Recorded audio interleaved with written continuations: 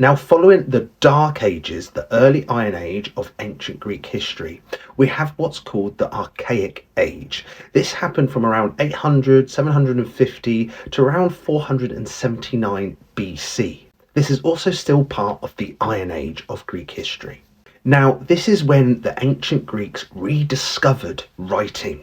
They used the Phoenician alphabet to craft their own writing system, their new alphabet. And a lot of scholars believe that the reason they created a new writing system was to write down the Iliad and the Odyssey. And the start of the Archaic Age is associated with the first ancient Olympics, which happened in 776 BC. Now, following the Archaic Age of ancient Greek history, we have what's called the Classical Age. This was when ancient Greek culture was at its peak. The classical period was from around 480, 479 BC and ended at 323 BC at the death of Alexander the Great.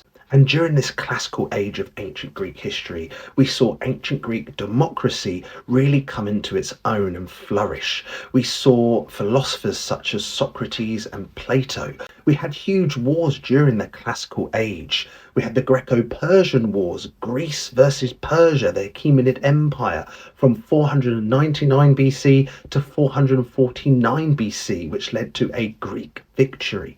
We had the Peloponnesian Wars. This was a war between Sparta and Athens, two Greek city-states, and it started in 431 BC and ended in 404 BC, and this led to a Sparta victory over Athens. Following the classical age of ancient Greek history, we have the Hellenistic Age. This started at the death of Alexander the Great in 323 BC and ended at the death of Cleopatra in 30 BC.